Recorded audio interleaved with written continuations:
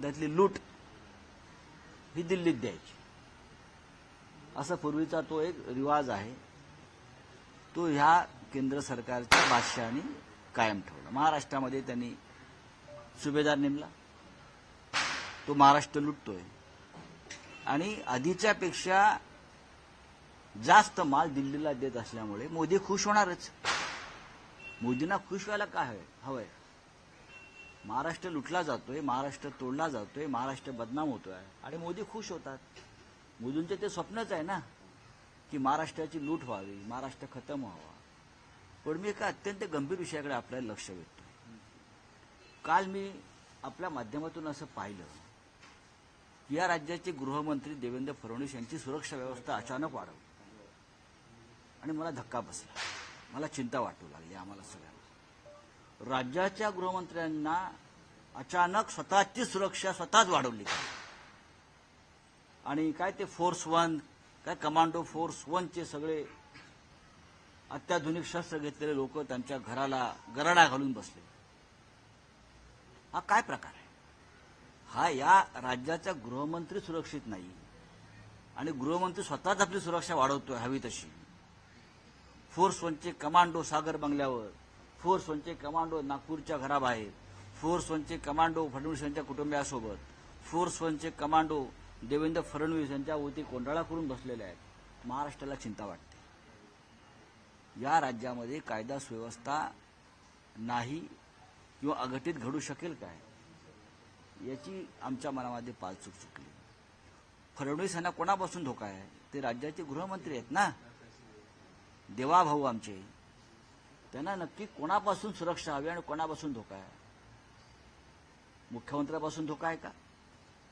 कारण भविष्यामध्ये मुख्यमंत्री पदाचा ती जंग आहे त्यांच्यातली, ती पुढल्या 15 दिवसामध्ये वाढणार आहे. मला चिंता अशी वाटते की फडणवीसांना स्वतःची सुरक्षा वाढवावीशी का वाटली. एक गृहमंत्री आपली सुरक्षा वाढवतो आणि कमांडो फोर्स जो अतिरेक्यांशी लढण्यासाठी स्थापन केला होता, फोर्स 1 जो अतिरेकी दहशतवादी यांच्याशी लढण्यासाठी जो फोर्स निर्माण केला होता, तो फोर्स राज्याचे गृहमंत्री अख्खा फोर्स अख्खा मुंबईतल्या त्यांच्या घराच्या भोवती सागर काय ज्यांना त्यांनी काही आश्वासनं दिली होती ती पूर्ण झाली नाही, त्यांच्यापासून धोका आहे की फडणवीसांवरती इस्रायल हल्ला करणार आहे, युक्रेन हल्ला करणार आहे, लिबिया हल्ला करणार आहे. काय करणार काय आहे? राज्याच्या पोलीस महासंचालक ज्या आरएसएसच्या एक कार्यकर्त्या आहेत, भाजपच्या कार्यकर्त्या आहेत रश्मी शुक्लाजी, त्यांनी महाराष्ट्राला सांगायला हवं. वाटल्या संघ कार्यालयात बसून त्यांनी पत्रकार परिषद घ्यावी आणि देवेंद्र फडणवीस आमचे प्रिय देवाभाऊ ज्यांना अचानक फोर्स 1 कमांडोचं संरक्षण का द्यावं लागलं हे महाराष्ट्राला समजून घेण्याची इच्छा आहे. खरं म्हणजे महाराष्ट्रातल्या आमच्या विरोधकांच्या अनेक प्रमुख नेत्यांची सुरक्षा व्यवस्था या काळात काढून घेतली. अद्वै हिरे जे आमचे मालेगाव बायाचे उमेदवार आहेत त्यांच्यावरती तर खुनी हल्ला झाला, अनेकांना धमक्या येत आहेत, हल्ले होत आहेत. त्यांना एकही पोलीस वाढवून दिला जात नाही मागणी करून सुद्धा. आमच्यासारख्यांची सुरक्षा व्यवस्था काढून घेतली. आमची तक्रार नाही. पण देवेंद्र फडणवीस गृहमंत्री असताना तितके घाबरलेले का आहेत? त्यांच्या इंटेलिजन्सचे रिपोर्ट्स आहेत की त्यांच्या जीविताला धोका आहे असं कोण म्हणतंय? इंटेलिजन्सचे इंटेलिजन्स कोणाचं आहे? 5 वर्षापूर्वी त्यांना एक पत्र आलं होतं निनावी, नक्षलवाद्यांपासून धोका आहे. अशी निनावी पत्र आम्हाला येतात, आमच्या नेत्यांना येतात. कसले इंटेलिजन्स? निवडणूक आल्या की इंटेलिजन्स जागं होतं.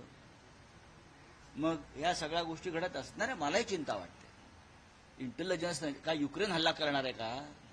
का इस्रायल हल्ला करणार आहे का? कोण हल्ला करणार आहे महाराष्ट्रावर, सागर बंगल्यावर?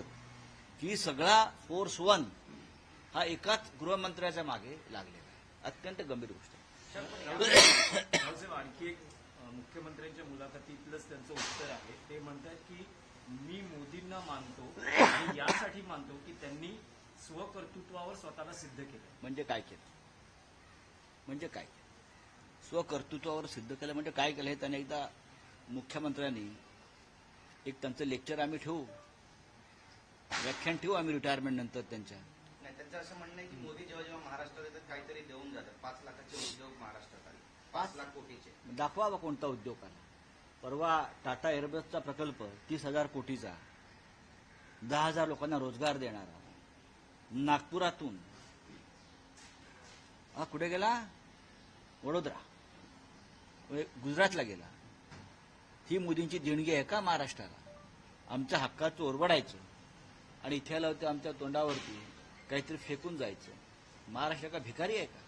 महाराष्ट्रीयांच्या भिकेवर जगत नाही, लक्षात घ्या. राऊतसाहेब, आणखी एक विषय आहे की तुमच्या पक्षाचे खासदार अरविंद सावंत यांनी शिवसेना शिंदे गटाच्या उमेदवार शायना एनसी यांचा इम्पोर्टेड माल असा उल्लेख केल्यानं वाद निर्माण झालाय. शायना एनसींनी त्यांच्या विरोधात तक्रार केली आहे, अरविंद सावंतांवर गुन्हा दाखल झालाय. पण अशा पद्धतीनं महिलांच्या बाबतीत विधान करणं. सोनिया गांधी, प्रियांका गांधी यांच्याविषयी भाजपचे नेते कोणत्या भाषेत बोलले होते? सोनिया गांधी, प्रियांका गांधी यांच्याविषयी भारतीय जनता पक्षाच्या सगळ्या प्रमुख नेत्यांनी इम्पोर्टेड माल म्हणजे बाहेरून आलेला माल हा जेव्हा शब्दोच्चार केला तेव्हा भारतीय जनता पक्षाला त्रास का झाला नाही? हा बघा, अरविंद सावंत हे एक जबाबदार खासदार आणि नेते आहेत. त्यांनी त्यांची भूमिका स्पष्ट केली की मुंबादेवीमध्ये आयात केलेला हा माल आहे, आयात केलेला आहे, त्या मुंबादेवीच्या नाहीत असं त्यांचा बोलण्यात. त्या बाहेरून आलेल्या आहे, बाहेरच्या उमेदवाराला विरोध होतो तसा तो त्यांना होतोय आणि त्या संदर्भात बोलण्याचा अवघात ते बोलले असतील. अटल बिहारी वाजपेयींची काही भाषणं पाहतो जुनी अटलजींची, त्यांनी सुद्धा अब बाहर से चीजें आने वाली है, इम्पोर्ट होने वाली है असं कोणाविषयी म्हणाले होते ते जरा समजून घ्या. मिस्टर मोदी हे सोनियाविषयी, त्यांच्या वैधव्याविषयी, त्यांच्या बाहेरच्या जन्मस्थानाविषयी काय काय बोललेले आहे. निवडणूक काळामध्ये अशा गोष्टींचा बाऊ केला जाऊ नये, ही गोष्ट फार गंभीर आहे असं मला वाटत नाही. पण इव्हेंट करायचे, पराभव होत असताना अशा गोष्टींना महत्त्व देऊन प्रसिद्धी मिळवायची, याच्यामुळे निवडणुका जिंकता येत नाही. पण राऊतसाहेब याबद्दल एक असं आहे की त्यांनी म्हटलं म्हणून आपण नाही म्हणायला असं पाहिजे. जस्टिफिकेशन कसं बघा, मुळात ते चुकीचं काय बोलले आहेत, हे जस्टिफिकेशन नाही. शायना एनसी या इकडल्या स्थानिक उमेदवार नाहीत, त्या बाहेरून आयात झालेल्या उमेदवार आहेत, एवढंच त्यांनी सांगितलेलं आहे. आता एखादा भाषा, एखादा शब्द याच्यामध्ये जर तुम्ही पकडत बसाल तर मोदींच्या प्रत्येक भाषणावर आणि वक्तव्यावर रोज गुन्हा दाखल होईल. तो वक्तव्याचा विपर्यास केला गेला. नक्कीच नक्कीच त्यांच्या वक्तव्याचा विपर्यास केलेला आहे. मुख्यमंत्री म्हणते की बाळासाहेब असते थोबाड फोडलं. आधी बाळासाहेब असते ना तर यांची दाढी कापून त्याची झेंडा काढली असते. यांची दाढी भादरवून बाळासाहेबांना यांची झेंडा काढा सांगितलं असतं. ऐकत्या बाळासाहेबांचा आदेश? ऐका, गद्दाराने हे बोलू नये, बेईमान नेत्याने हे बोलू नये, आम्हाला बाळासाहेबांचा दाखला देऊ नये. बाळासाहेब ठाकरे काय आहेत हे आम्हाला माहिती आहे. बाळासाहेब ठाकरेंचं जो सिक्का आहे, जे नाणं आहे, ते तुमच्याकडे चालणार नाही, तुम्ही चालवू नका. राऊतसाहेब, पुन्हा एकदा प्रचारामध्ये भाजपचे केंद्रीय नेते, सर्वोच्च नेते दिसणार आहेत. अमित शहाची 9 तारखेला सभा होते. स्वतः मोदी या काळात जास्तीत जास्त सभा घेणार आहेत. देशाचं संपूर्ण केंद्र सरकार महाराष्ट्रात आहे.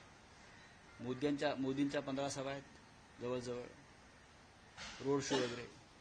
देशाचे गृहमंत्र्यांच्या 31 सभा वगैरे आहेत. केंद्रीय मंत्री आहेत. गुजरातचे आमदार तर घुसलेलेच आहेत नेहमीप्रमाणे. म्हणजे राज्य व्यवस्था जी आहे दिल्लीची पूर्णपणे या काळामध्ये त्याला टाळेबंदी घोषित केली. हाँ वो बोला ना, सब केंद्रीय मंत्री भी सब. अब देश कैसा चलेगा? ऐसे में देश के ऊपर कोई संकट आ गया तो प्रधानमंत्री कहाँ है? चुनाव प्रचार में है. गृहमंत्री कहाँ है? चुनाव प्रचार में है. रक्षा मंत्री कहाँ है? चुनाव प्रचार में. हे होणार आणि देश चारी बाजूनी संकटानं घेरलेला आहे. रावसाहेब, एक तुमच्या महाविकास आघाडीशी किंवा तुमच्याशी थेट संबंध नसला तरी माहीममधला प्रश्न आहे की वारंवार सदा सरवणकर यांच्यावर त्यांनी उमेदवारी मागे घ्यावी यासाठी दबाव दिवसागणिक वाढतोय. त्यांना विधान परिषदेची ऑफर असल्याचं म्हटलं जातंय. मुख्यमंत्री सूचना करतायत. बघा, पण इतक्या त्यांच्या एका लो- बाजूला असंही म्हणणं आहे की दोन तीन टर्म आमदार राहिलेल्या व्यक्तीला आपण कसं सांगणार की त्यांनी मागे घ्यावी. अशाही वेगवेगळ्या प्रतिक्रिया आहेत. त्याच्यावरती आम्ही काय बोलू? तुम्ही तुमच्याशी नाही पण एक इतक्या लोकांना विधान परिषदेची आश्वासनं देण्यात आलेली आहेत या काळामध्ये.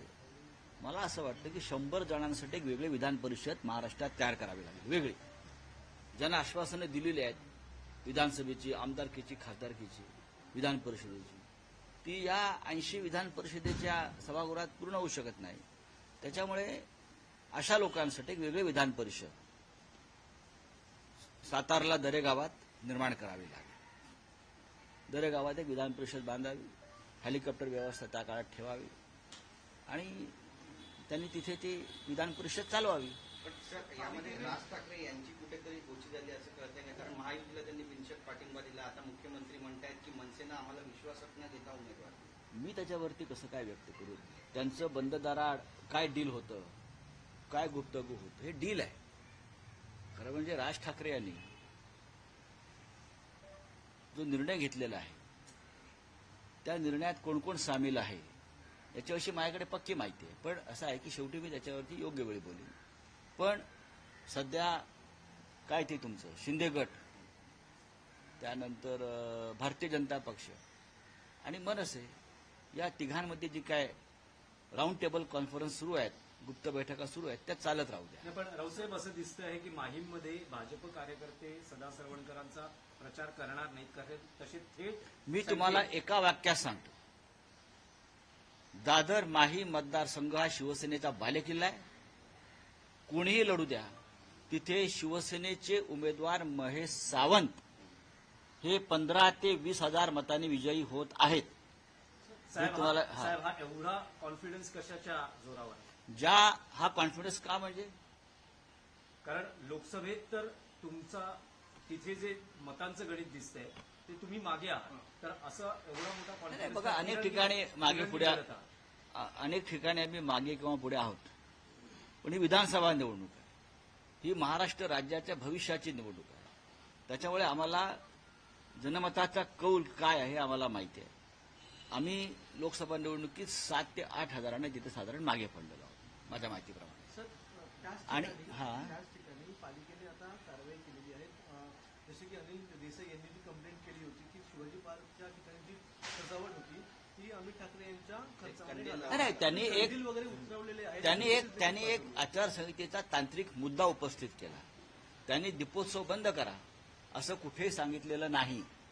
तुम्ही गैरसमज पसरू देऊ नका, कोणताही उत्सव बंद पाडा असं सांगितलं नाही.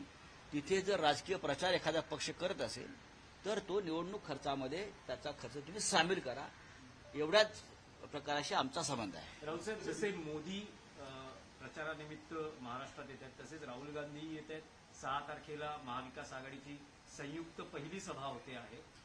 काय अजेंडा आहे आणि काय काय सुरुवात आहे. वचननामा, जाहीरनामा काय आपलं? होईल ना, बऱ्याच गोष्टी त्या दिवशी होतील. तुम्हाला योग्य वेळी हिंदी का कुठे महाराष्ट्र में आ रहे हैं, बीजेपी के सारे बड़े नेता जो है महाराष्ट्र प्रचार के लिए आ रहे हैं. साथ सीएम ने कहा है कि 5 लाख की बड़ी योजना.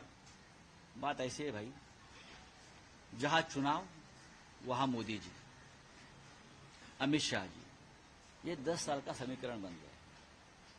जहां संकट है देश में वहां मोदी जी नहीं है. जहां प्रधानमंत्री की जरूरत होती है वहां मोदी जी कभी नहीं रहते. ना जम्मू कश्मीर में रहेंगे, ना मणिपुर में रहेंगे, ना पश्चिम बंगाल में रहेंगे. मोदी जी जहां चुनाव वहां ही रहेंगे.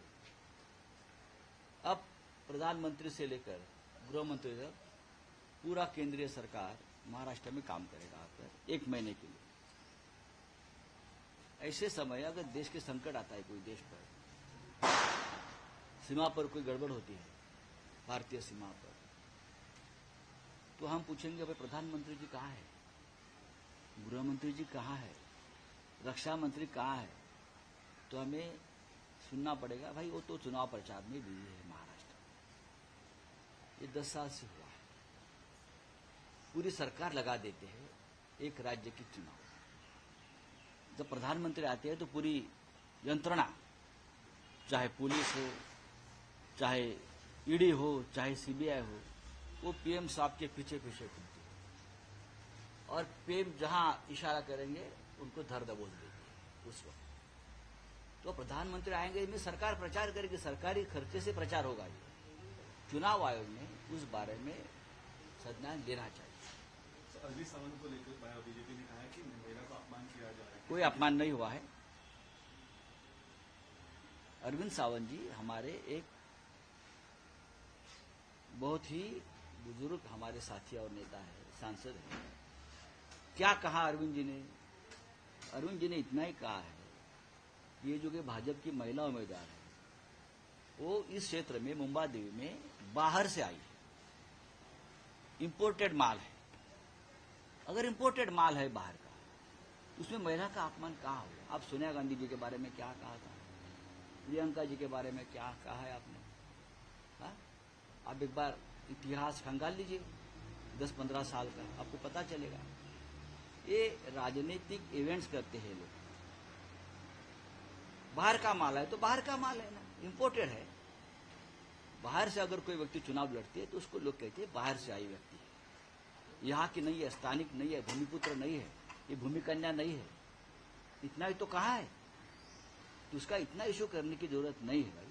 सर, विधानसभा निवडणुकीनंतर ओबीसी आरक्षण थांबवले जाणार आहे, त्यामुळे आरक्षणवादी जनतेने आपल्या पक्षाला पाठिंबा द्यावा प्रकाश आंबेडकर असं मी सगळ्यात आधी माननीय बाळासाहेब आंबेडकरांना त्यांची प्रकृतीत आराम पडावा, ते बरे व्हावेत यासाठी शुभेच्छा देतो। आम्हाला सगळ्यांना त्यांच्या प्रकृतीची चिंता आहे। ते या राज्याचे नेते आहेत। त्यांचं वक्तव्य मला कोणीतरी सांगितलं, पण ते सत्यावर आधारित नाही। कोणत्याही प्रकारच्या आरक्षणाला कोणी हात लावणार नाही। आंबेडकर साहेबांनी भ्रम निर्माण करणारी वक्तव्य आयसीयू मधून करू नये। त्यांनी आधी स्वतःची प्रकृती सांभाळावी। ते आयसीयू मध्ये आहेत, छातीवर ताण येईल अशी वक्तव्य त्यांनी आत्ता करू नयेत। खूप नाजूक शस्त्रक्रिया असते, मी त्यातून 2-3 वेळा गेलेलो आहे। त्यांनी जास्त बोलू नये। पुढले 7-8 दिवस त्यांनी खूप कमी बोललं पाहिजे असा वैद्यकीय सल्ला असतो या प्रकरणामध्ये। त्यांनी आधी आपली प्रकृती सांभाळावी। महाराष्ट्र आम्ही सांभाळू। सर, कल्याण ग्रामीणमध्ये शिंदेगडाचे सहकार्य न केल्यामुळे अंबरनाथ येथे निवडणुकीचा त्याचा वाचवा येणार आहे, तर शिंदेगडाच्या विरोधात